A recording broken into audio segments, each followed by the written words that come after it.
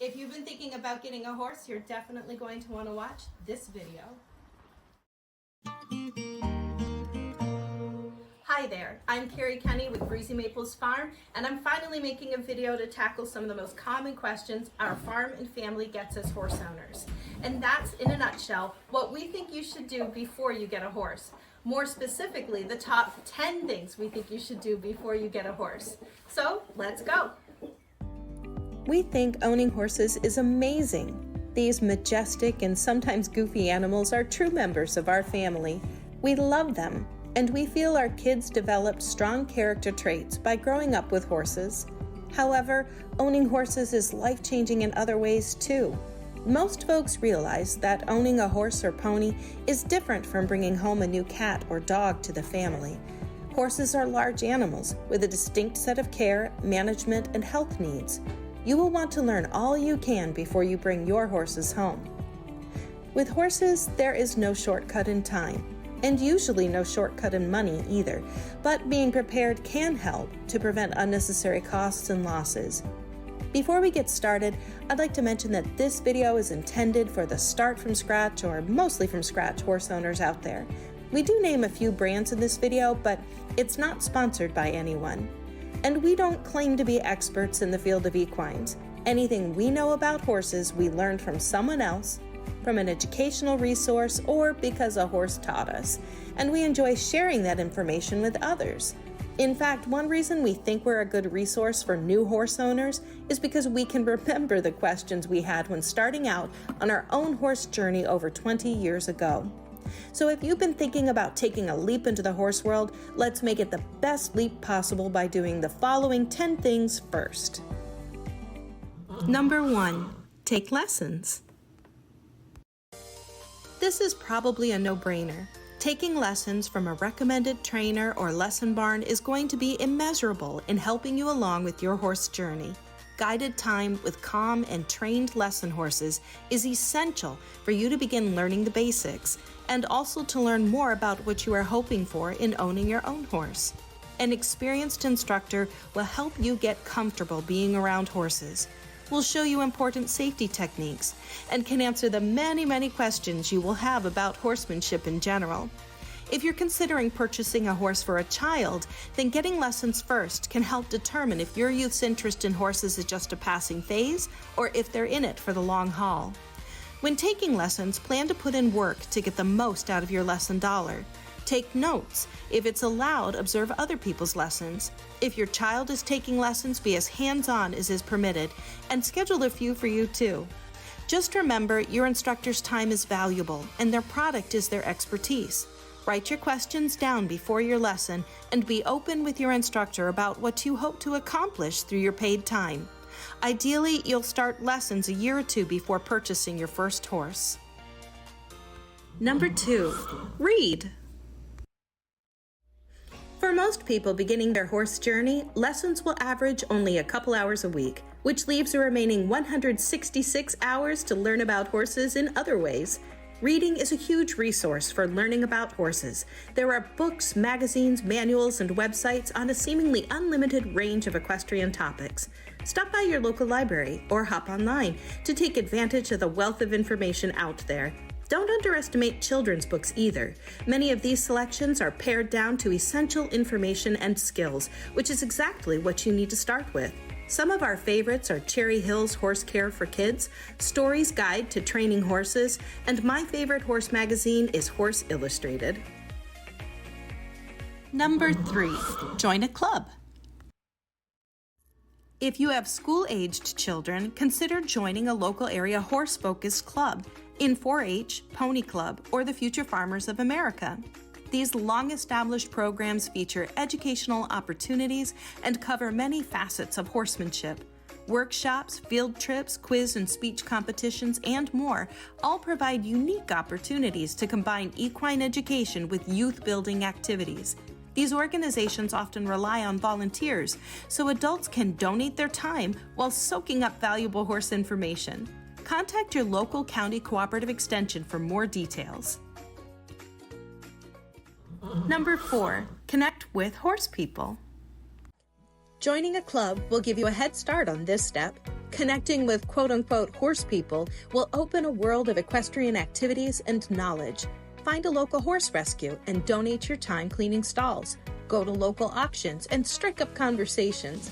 Scope out horse-focused groups on social media. Watch your community events bulletins to find horse shows in your area. If you are actively involved in observing a horse show, you'll find these events can be extremely informative. Volunteering at a horse show can get you further plugged in.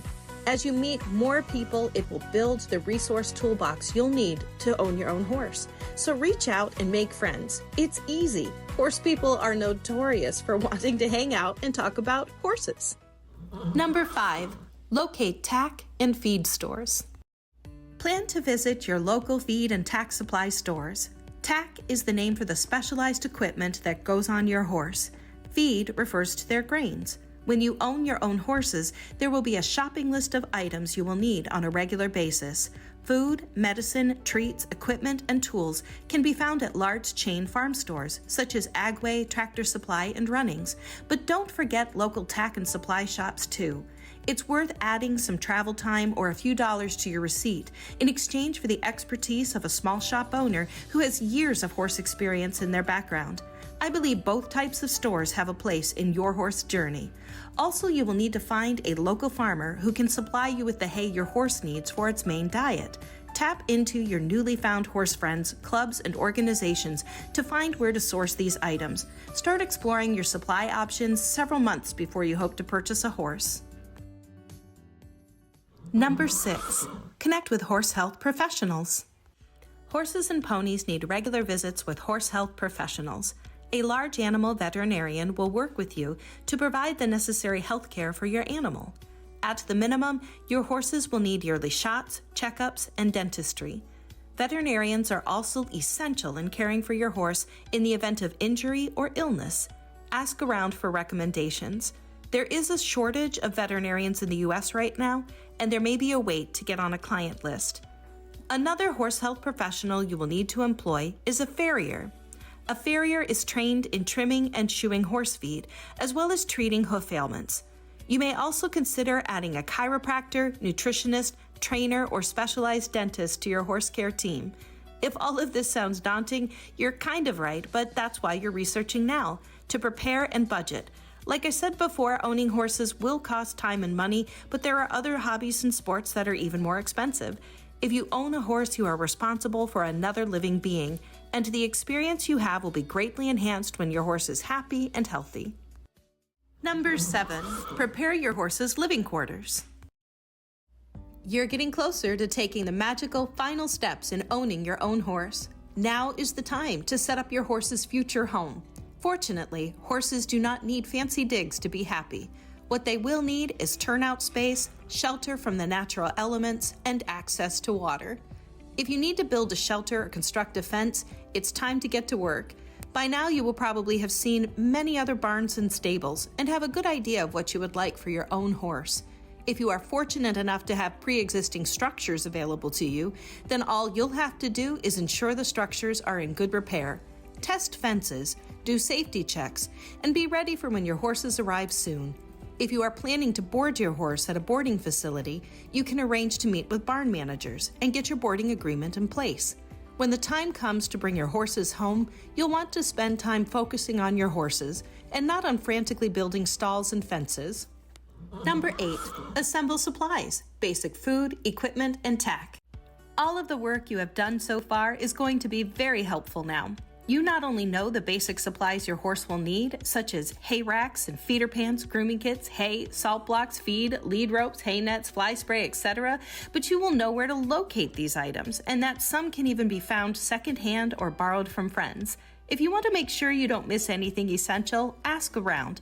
A person once asked me to make a list of equipment I use once a week in caring for our horses so that they could prepare for their new horse. I thought that was a great idea. I don't have a video about basic horse essentials right now, but until I make one, you can ask a few of your horsey friends what their list would be and start stocking up your stable. Number 9, assess what kind of horse you want. Have an honest conversation with yourself, your family, and friends about what kind of horse you should get. Things to consider would be your skill level. your budget, who will be working with your horse, and what you would like to achieve with your horse.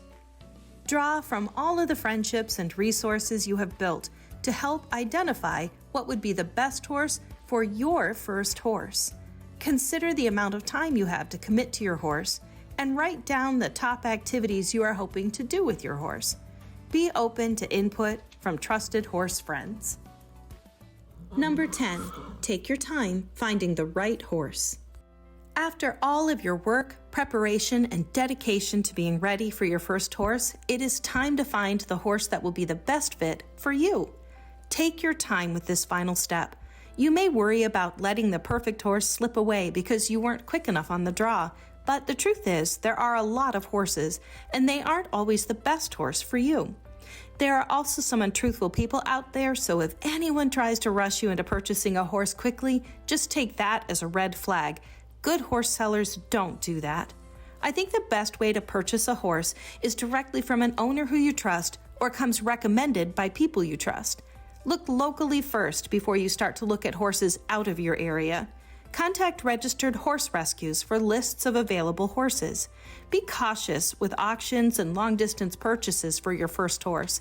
Ask your veterinarian if they offer vet checks. Your trainer or instructor may offer a similar service. Be prepared to pay a fee for their help, but the fee will pay you back tenfold by saving you time, money, and headaches that can come with the wrong horse. And that wraps up the top 10 things I think you should do before buying a horse. There is definitely more that could be added, but these are probably the essentials.